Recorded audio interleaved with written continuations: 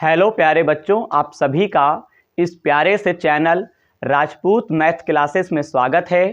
तो बेटे, आज की क्लास में हम लोग कक्षा 12 की जो आपकी डॉक्टर हरसौरूप शर्मा प्रकाशन की बेटा जो गणित की किताब है बेटा, इस किताब में जो आपको अध्याय 3 दे रखे हैं मैट्रिक्स, जिसे बेटा हम हिंदी में आव्यूह के नाम से जानते हैं। इस अध्याय 3 के अंतर्गत आपको बेटा जो प्रश्नावली 3B दे रखे हैं, इस प्रश्नावली 3B में जो बेटा आपके शेष प्रश्न रह गए हैं, यानी प्रश्न नंबर 33 से लेकर प्रश्न नंबर 35, ठीक है, यानी प्रश्न यहाँ पे 3 जो दे रखे हैं, ये बेटा प्रश्न ये अंतिम प्रश्न है प्रश्नावली 3B के। ठीक है, तो आज बेटा इन अंतिम तीनों प्रश्नों का बेटा जो कंप्लीट हल है वो बेटा आज की क्लास में बेटा हम लोग समझेंगे। इससे पहले की वीडियो अगर आप देखना चाहते हैं बेटा, तो बेटा आप हमारे चैनल की प्लेलिस्ट में जाएंगे, वहां पे बेटा आपको एक टाइटल मिलेगा क्लास 12 मैट्रिक्स। ठीक है, इस टाइटल के अंदर जब आप जाएंगे तो अध्याय 3 का कंप्लीट बेसिक कॉन्सेप्ट और बेटे प्रश्नावली के प्रश्नों का हल आपको बेटा मिल जाएगा। एक एक प्रश्न का हल आपको समझाया गया है, कंप्लीट बेसिक कॉन्सेप्ट भी आपको समझाया गया है। आप कंप्लीट वीडियो को अगर देख लेते हैं तो 100% आपका अध्याय 3 अच्छे से आपको बेटा आने लगेगा। तो चलिए आज की क्लास में हम लोग प्रश्न नंबर 33 से हल बेटा समझते हैं। तो चलिए प्रश्नों का हल समझते हैं। बेटे प्रश्न आपको स्क्रीन पर दिखाई पड़ रहा होगा, तो चलिए बेटा देखते हैं कि बेटा प्रश्न कहता क्या है। हमसे कहते हैं रजनीश की दुकान में 20 दर्जन कमीजें, 15 दर्जन पैंट और 25 दर्जन मोजे हैं।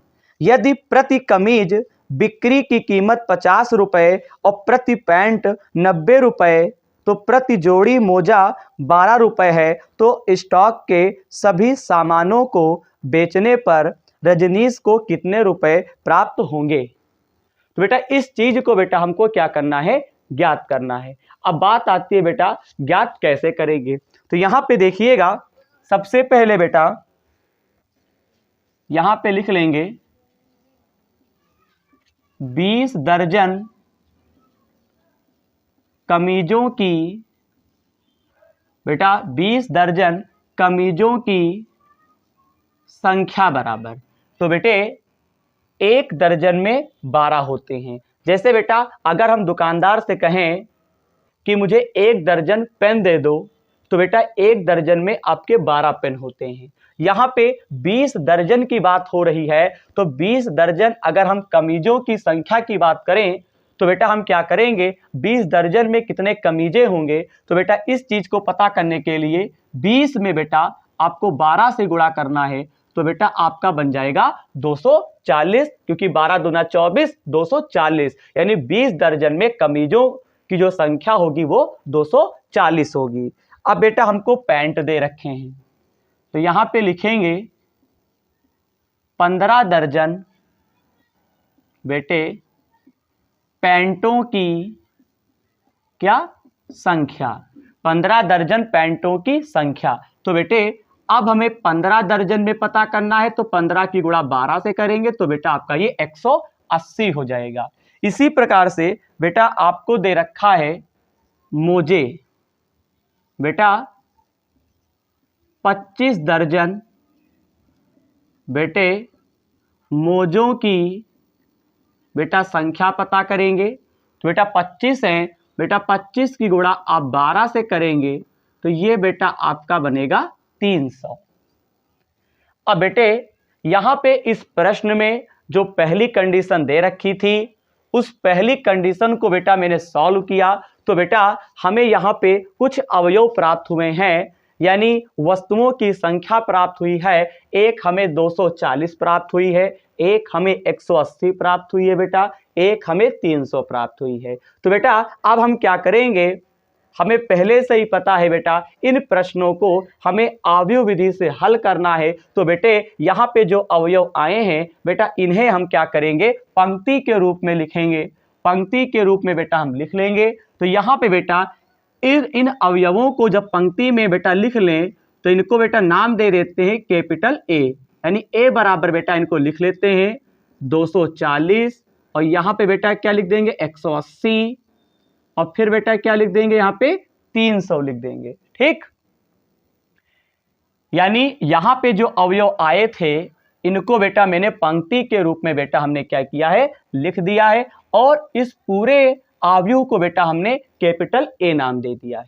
ठीक बेटा, अब बेटा यहाँ पे जो दूसरी कंडीशन दे रखी है, हमको बेटा मूल्य दे रखे हैं।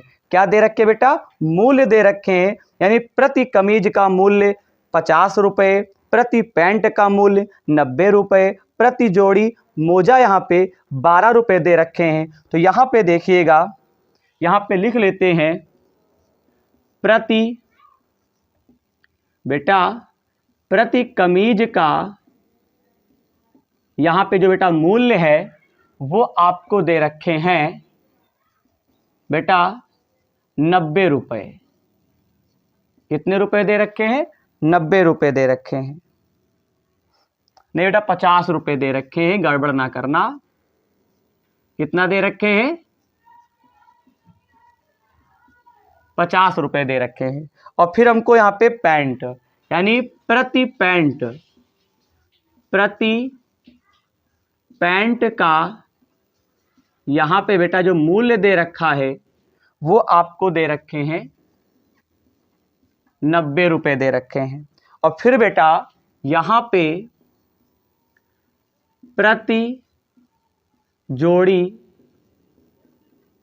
मोजों का बेटा जो मूल्य दे रखा है वो आपको यहाँ पे दे रखे हैं 12 रुपये।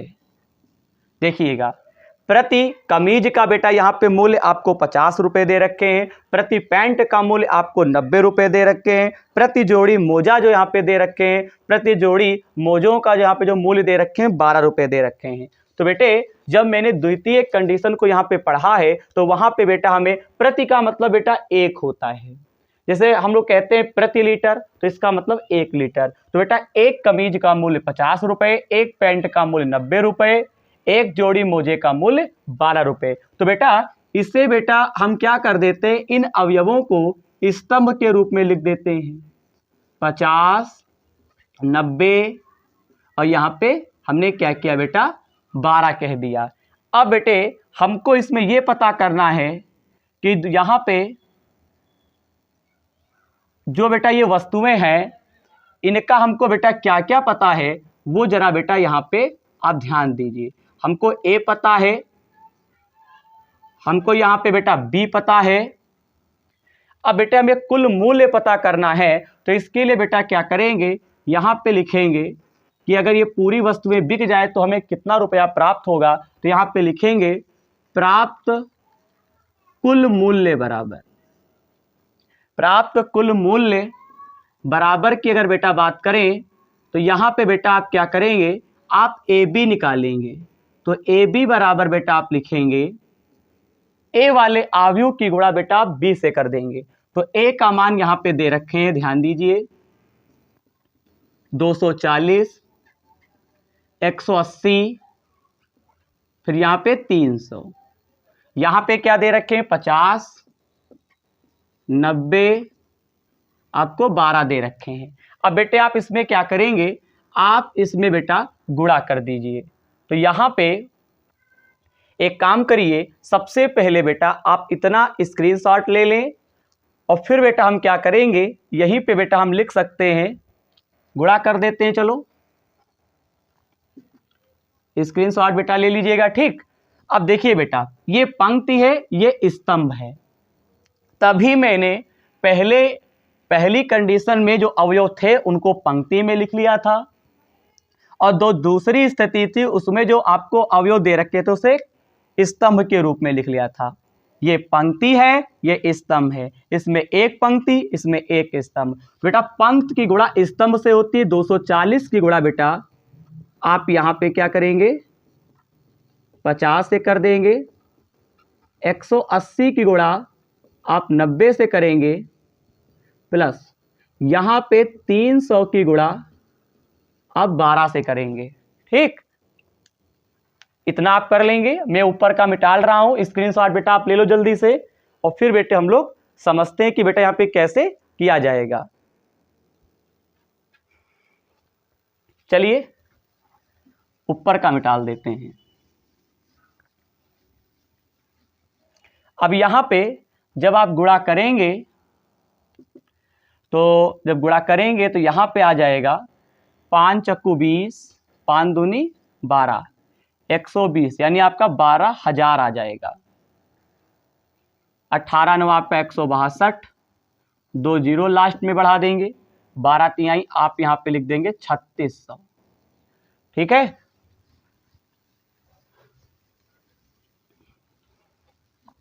अब आप सबको जोड़ दीजिए। क्या करेंगे, सबको आप बेटा जोड़ दीजिए। तो यहां पे 12,000, 16,200, फिर यहाँ पे 3600, 0 0 6 2 8, 6 3 9 10 11, यहाँ पे आपका 3। तो बेटे यहाँ पे जब जोड़ेंगे तो 31,800 प्राप्त होगा। कितना प्राप्त होगा, 31,800। और हमसे क्वेश्चन में कहता था कितने रुपए प्राप्त होंगे, तो हम लोग कह सकते हैं यहाँ पे कुल धनराशि जो होगी, कुल धनराशि आपको प्राप्त होगी 31,800 रुपए। यही बेटा आपका क्या हो जाएगा, आंसर हो जाएगा। तो बेटे हम लोगों ने प्रश्न नंबर 33 का हल बेटा हम लोगों ने समझ लिया है। मैं उम्मीद करूंगा कि प्रश्न नंबर 33 का हल बेटा आप समझ गए होंगे। बेटा ये इंपॉर्टेंट है प्रश्न, इसका हल आप जरूर ध्यान रखिएगा, कभी कभी एग्जाम में पूछ लेता है। ठीक है, इतना बेटा स्क्रीनशॉट और ले लीजिए और फिर बेटा हम लोग आगे के प्रश्नों का हल समझेंगे। अब यहां पे बेटा इसी प्रश्नावली में आपको बेटा प्रश्न नंबर यहां पे 34 दे रखा है। प्रश्न नंबर 34 में कहते हैं किसी व्यापार संघ के पास 30,000 का कोष है जिसे दो भिन्न भिन्न प्रकार के बांडों में निवेश करना है। प्रथम बांड पर 5% वार्षिक और द्वितीय बांड पर 7% वार्षिक ब्याज प्राप्त होता है। आव्यूह गुणन के प्रयोग द्वारा यह निर्धारित कीजिए कि 30,000 के कोष को दो प्रकार के बांडों में निवेश करने के लिए किस प्रकार बांटें जिससे व्यापार संघ को प्राप्त कुल वार्षिक ब्याज 1,800 और 2,000 हो। तो बेटा इसको सॉल्व कैसे करेंगे, काफी अच्छा क्वेश्चन है। तो यहां पे बेटा एक काम करो, सबसे पहले यहां पे हम डाल देते हैं प्रश्न नंबर 34 और फिर यहां पे आपको 30,000 रुपए दे रखा है और हमें बेटा इसे क्या करना है, बांटना है कि किस प्रकार से बांटें। तो इसके लिए बेटा एक सिंपल सा मेथड है। सबसे पहले मान लो, माना पहला भाग बराबर x मान लिया, ठीक। और फिर यहां पे आपको लिख देना है दूसरा भाग बराबर जितना टोटल दे रखे हैं 30,000 उसमें से आपको x क्या करना है, माइनस कर देना। माना पहला भाग x और दूसरा भाग 30,000 माइनस x, इतना रुपया देना पड़ेगा, ठीक। अब यहां पे जो पहली कंडीशन को पढ़ने के बाद जो अवयव आए हैं बेटा इनको हम क्या कर रहे हैं, इन्हें ए नाम दे देते हैं, यानी ए अवयव के रूप में लिख देते हैं। यहां पे जो अवयव आए हैं बेटा प्रश्न नंबर 33 की भांति ही हम क्या करेंगे, इन दोनों अवयवों को बेटा मैंने पंक्ति में लिख दिया है, ठीक। ये x हो गया 30,000 माइनस x। अब इसी में आपको बांड पर आपको वार्षिक ब्याज दे रखा है। तो यहां पे सबसे पहले दे रखे हैं प्रथम बांड पर वार्षिक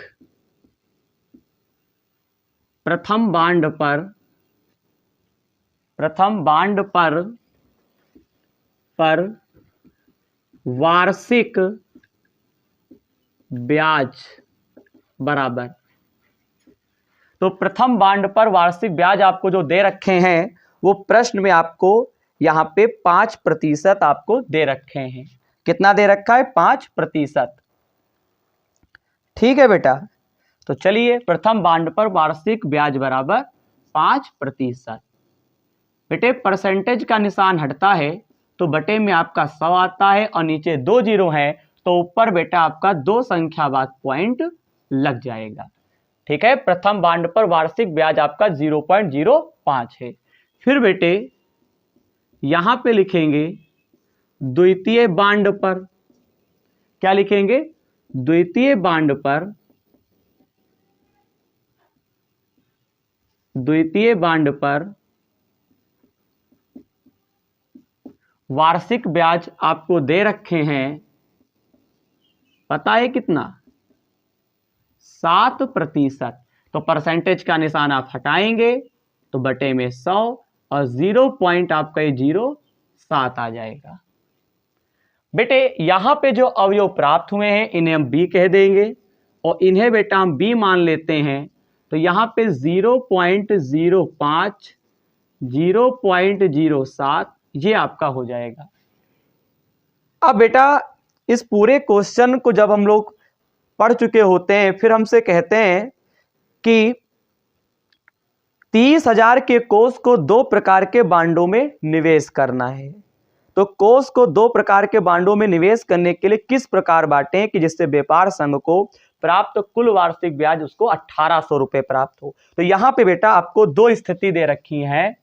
पहली स्थिति यानी ए के अंतर्गत आपको दे रखी है, आपको यहां पे दे रखे हैं 1800 रुपए। कितना दे रखा है?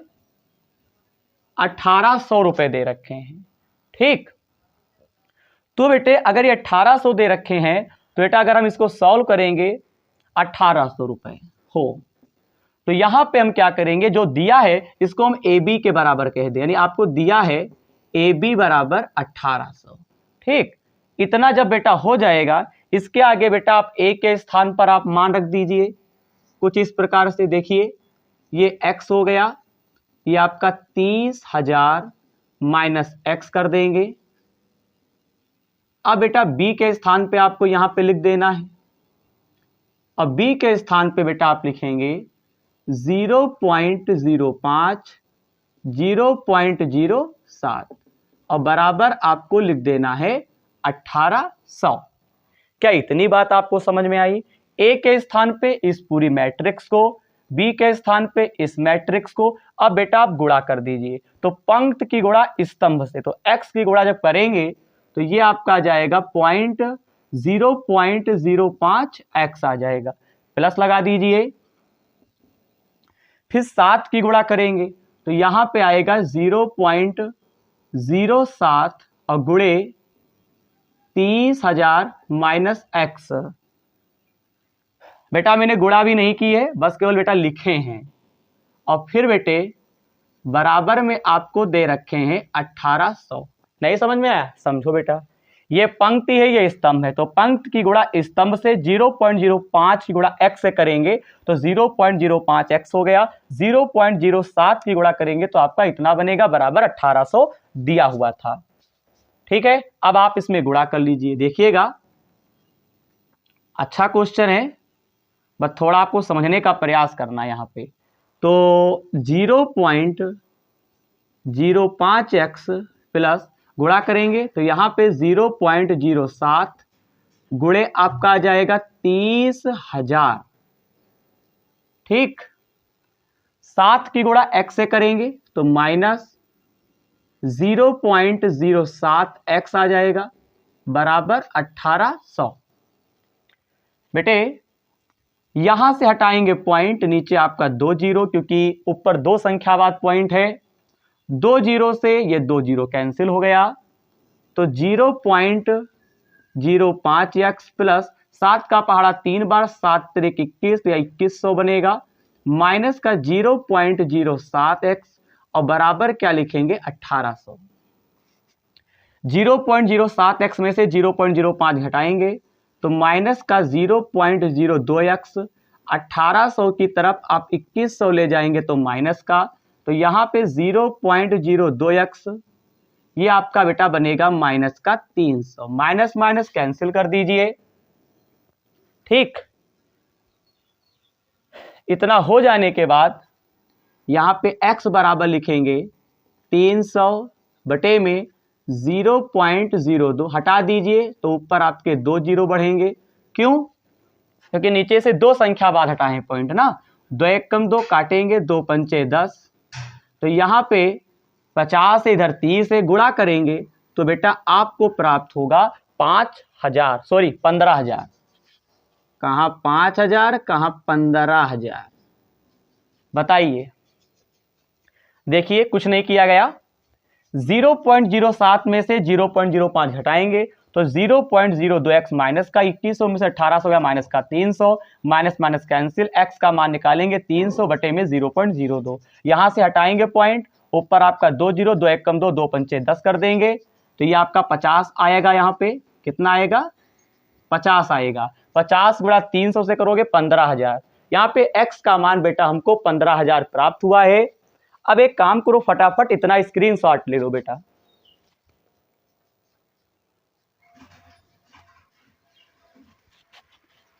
स्क्रीनशॉट ले लिया। अब यहाँ पे बेटा हमने जो बेटा माना था उसमें आपको बेटा यहाँ पे मान लिख देना है। देखिए कुछ इस प्रकार से आपको देखने को मिलेगा, इसी में लिख देते हैं। यहाँ पे लिखेंगे, इसी के आगे बेटा करना है, यहाँ पे लिखेंगे अतः पहला भाग बराबर x। मैंने पहले भाग को बेटा x माना था और x का मान आया है 15,000, तो यहाँ पे आपको क्या लिखना है? 15,000। बताओ समझ में आया? यानी पहला भाग जो होगा उसे आपको 15,000 रुपये निवेश करना होगा और फिर यहाँ पे ये 30,000 है, x के स्थान पे आपको फिर 15,000 लिखना है, घटा देंगे तो आपको बेटा आ जाएगा 15,000 रुपये। बताइए, पहला भाग 15,000, दूसरा भाग 30,000 माइनस x माना था, x का मान 15,000 आया था, घटा देंगे तो 30,000 में से 15,000 गया तो आपको 15,000 यहाँ पे बचेगा। इस प्रकार से प्रश्न नंबर 34 का यहाँ पे जो एक खंड दे रखे थे उसका हल कंप्लीट हुआ। प्रश्न नंबर 34 में अभी दूसरा खंड भी रह गया है, तो चलिए अब उसे भी बेटा हम लोग सॉल्व करते हैं। स्क्रीनशॉट आपने ले लिया होगा बेटा, वीडियो को रोक के ले लिया करो, ठीक। अब यहाँ पे जो बी खंड दे रखे हैं उसे आपको सॉल्व करना है। करेंगे कैसे? मेन मुद्दा यही पे आता है। तो बी, यहाँ पे जो बी खंड आपको दे रखे हैं वो दे रखे हैं, यहाँ पे आपको दे रखा है 2,000। कितना दे रखा है? 2,000 रुपए हो वार्षिक ब्याज। तब क्या करोगे? सेम स्थिति है बेटा, सबसे पहले आप इसको ए बी के बराबर कह देंगे, पूरा नहीं लगाएंगे, उसी के आके बी डाल दो, लगा दो, बी ए बी बराबर 2,000। ए का मान x 30,000 लिखेंगे और माइनस का x लिख देंगे और b के स्थान पे बेटा क्या लिखेंगे? 0.05, 0.07 और बराबर ये आपका 2,000 आ जाएगा। फिर बेटे गुणा करिए, सेम स्थिति है, इन दोनों की गुणा इन दोनों से, तो यहाँ पे 0.05x इनके इनसे करेंगे तो प्लस 0.07, यहाँ पे 30,000 है बेटा, 3,000 लिख गया, कितना है? 30,000 माइनस x, ठीक। यहाँ पे करेंगे 0.05x प्लस इनकी गुणा इनसे करेंगे तो ये आपका आ जाएगा 30,000, इनके इनसे करेंगे बेटा और माइनस का x, पहले लिख देते हैं, बुरा बात को कर लेंगे। सॉल्व करो तो 0.05x, यहाँ पे 0.07 गुणे 30,000 माइनस 0.07x बराबर 2,000 कर देंगे। यहां से हटाओ पॉइंट, नीचे आपका 2 जीरो, 2 से 2 जीरो कैंसिल हो गया, 0.05x लिखेंगे, 7 त्रिक 21, ये आपका 2100 हो जाएगा। 0.07x बराबर 2,000। 0.07x में से 0.05 जब घटाएंगे तो ये आपका आ जाएगा माइनस का बचेगा 0.02x। अभी जस्ट जो बचा था ना, 2000 की तरफ आप 2100 ले जाएंगे, माइनस का हो जाएगा। तो यहाँ पे 0.02x कितना बचेगा बेटा, माइनस का 100, माइनस माइनस कैंसिल, x बराबर आप लिखेंगे 100 बटे में आ जाएगा 0.02, हटा देंगे पॉइंट, ऊपर 2 जीरो बढ़ जाएंगे, काटेंगे 2 एकम 2, 2 पंचे 10। तो टोटल आपको यहाँ पे जो x का मान प्राप्त हुआ है वो आपको प्राप्त हुआ है 5000। कितना प्राप्त हुआ x का मान, यहाँ पे आपको प्राप्त हुआ है 5000 प्राप्त हुआ है। बताइए, ठीक। अब मुझे ये बताओ, जो आपने माना था तो उसी को बेटा आपको लिखना है। अतः पहला भाग, बताओ पहले भाग को आपने x कहा था, x का मान बेटा आया है कितना, 5000। कितना आया है, 5000 लिख देंगे। फिर यहाँ पे लिखेंगे दूसरा भाग, तो दूसरा भाग जब बेटा आप लिखेंगे तो 30,000 माइनस का x लिख देंगे। तो ये आपका 30,000 माइनस 5,000 आएगा। आप घटा देंगे अगर तो ये आपको प्राप्त होगा 25,000 रुपये प्राप्त होगा। बताइए, यानी पहला भाग जब पहली स्थिति थी, ए स्थिति में पहला भाग हमको 15,000 प्राप्त था, दूसरी स्थिति में हमें 15,000 प्राप्त था। यहाँ पे जब बेटा स्थिति में हम 2,000 लेते हैं तो पहला भाग हमको 5,000 प्राप्त होता है, दूसरा भाग हमको 25,000 प्राप्त होता है। तो अब जाकर ये प्रश्न नंबर 34 का हल कंप्लीट हुआ। हमें भाग निकालने थे, वो निकाल चुके हैं। अब बेटा प्रश्नावली 3B में अब आपको यहाँ पे लास्ट प्रश्न दे रखा है, प्रश्न नंबर 35। इसका स्क्रीनशॉट ले लो, फिर देखते हैं कि अगला प्रश्न कैसे किया जाएगा। हालांकि प्रश्न नंबर 35 जो है ये प्रश्न नंबर 33 के तरीके से लगेगा। ठीक है, पढ़ते हैं। किसी स्कूल की पुस्तकों की दुकान में 10 दर्जन रसायन विज्ञान, 8 दर्जन भौतिक विज्ञान, 10 दर्जन अर्थशास्त्र की पुस्तकें हैं। इन पुस्तकों का विक्रय मूल्य, यानी कि विक्रय मूल्य बेचना 80 रुपये, 60 रुपये, 40 रुपये प्रति पुस्तक है। आव्यूह बीजगणित के प्रयोग द्वारा ज्ञात कीजिए कि सभी पुस्तकों को बेचने से दुकान को कुल कितनी धनराशि प्राप्त होगी। तो बेटे इसको अगर सॉल्व करते हैं तो पहली स्थिति से पहले कंडीशन को पढ़ते हैं और उससे अवयव निकालते हैं। तो चलिए प्रश्न नंबर 35 का हल हम करते हैं कि कैसे किया जाएगा। बेहद आसान क्वेश्चन है, 33 के तरीके से लगेगा। आप चाहें तो आप हमसे पहले लगा सकते हैं। देखिए बेटा क्या करेंगे, यहां डाल देते हैं प्रश्न नंबर 35। अब देखो, सबसे पहले बेटा ये आपकी पुस्तकों की दुकान है, तो बेटे दर्जन तो यहाँ पे दे नहीं रखा है, दे रखा है दर्जन ही दे रखा है। तो यहाँ पे आपको दे रखे हैं 10 दर्जन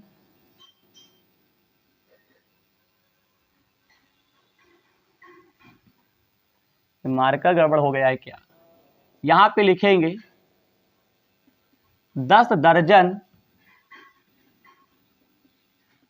रसायन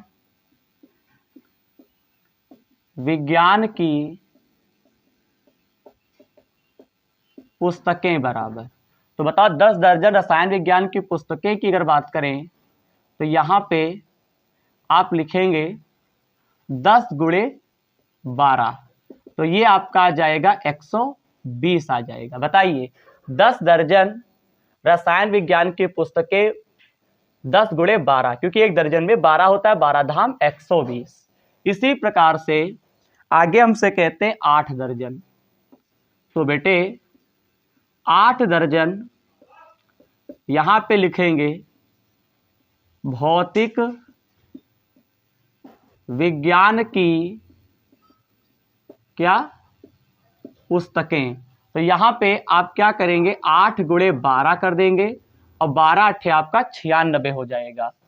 फिर हमसे कहते हैं अर्थशास्त्र, तो 10 दर्जन आपको लिखना है अर्थशास्त्र, 10 दर्जन अर्थशास्त्र की पुस्तकें, क्या दे रखे हैं, पुस्तकें। तो ये आपको कितने हो जाएंगे, ये भी आपको 10 गुणे बेटा हम क्या कर देंगे 12, तो टोटल कितना हो गया 100, यहाँ पे 20 हो जाएगा। अब यहाँ पे 10 दर्जन रसायन विज्ञान की पुस्तकें 120 हो गई, 8 दर्जन भौतिक विज्ञान की पुस्तकें 96 हो गई, 10 दर्जन अर्थशास्त्र 120 हो गई। अब बेटा हम इसे क्या करते हैं, आव्यूह ए मान लेते हैं। इन्हें बेटा आपको क्या करना है, पंक्ति के रूप में लिख देना है, जैसा कि मैं प्रश्न नंबर 33 में मैंने बताया और प्रश्न नंबर 34 में बताया। तो ये आपका 120, 96 और फिर ये आपका 120 बनेगा। अब बेटा इनका मूल्य दे रखा है, मूल्य दे रखा है, मूल्य दे रखा है, अतः इन पुस्तकों का, अतः इन पुस्तकों का बेटा मूल्य, अतः इन पुस्तकों का जो मूल्य है वो आपको दे रखे हैं, ध्यान दीजिए, 80 रुपये, कॉमा आपको 60 रुपये तथा आपको 40 रुपये दे रखा है, 40 रुपये है, ठीक। अतः इन पुस्तकों का मूल्य 80 रुपये, 60 रुपये तथा 40 रुपये है। यानी प्रति पुस्तक का बेटा जो मूल्य है वो आपको 80, 60 और 40 यहाँ पे दे रखे हैं। तो बेटा पहला रसायन विज्ञान है, दूसरा भौतिक विज्ञान का 60 हो गया, अर्थशास्त्र की एक किताब का मूल्य 40 है, इसे आप बेटा बी कह दीजिए।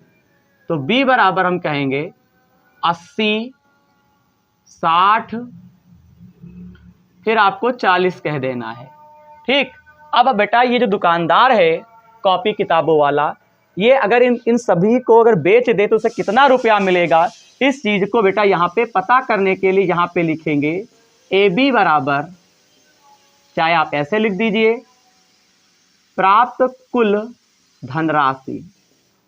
तो प्राप्त अगर हम कुल धनराशि करेंगे इन पुस्तकों के द्वारा, तो इसके लिए बेटा आप क्या करेंगे, ए बी बराबर बेटा आपको यहाँ पे निकाल लेना है। तो ए बी बराबर जब आप निकालोगे तो ए का मान आपको दे रखे हैं 120, 96, 120 और यहाँ पे आपको स्तंभ दे रखा है 80, 60, 40। अब चलिए बेटा फटाफट गुणा कर दीजिए। तो इस पंक्ति की गुणा स्तंभ से करेंगे, 120 गुणे 80 प्लस 96 गुणे 60 प्लस 120 गुणे 40। ये बात कुछ समझ में आपको आई? क्या किया गया है, ये पंक्ति की है, ये स्तंभ है, पंक्ति की गुणा स्तंभ से करेंगे। तो 120 गुणे 80, 96 गुणे 60, 120 गुणे 40 और प्लस का निशान लगा देंगे, ठीक। अब आप सबकी क्या कर देंगे बेटा, गुणा कर देंगे। तो जब गुणा करेंगे 12 × 96, 100, 6 × 36, 6 × 9 = 54 और 3 आपका 57 बनेगा, 576। आखिरी में जीरो बढ़ा देंगे, 12 चक्कू 48, यहाँ पे डबल जीरो, ये 48 तो हो गया। अब आप सबको क्या करेंगे बेटा, आप जोड़ दीजिए। जब जोड़ेंगे 96 100, 57 60, 48 100, 0 6 8 7 15 5 20 21 का 1 4 2 6 5 11 और 9 20, 20,160 आपको यहाँ पे प्राप्त होगा, 20,160। तो हम कह सकते हैं यहाँ पे लास्ट में बेटा आप लिख लीजिएगा, आपको यहाँ पे लास्ट में बेटा आपको लिख लेना है, यहाँ पे लिख देंगे लास्ट में, अर्थात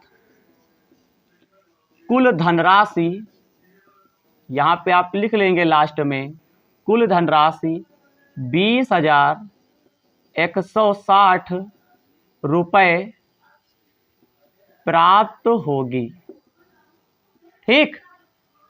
टोटल 20,160 रुपये आया है बेचने पर, तो लिख देना लास्ट में, अर्थात कुल धनराशि 20,160 रुपये यहाँ पे प्राप्त होगी।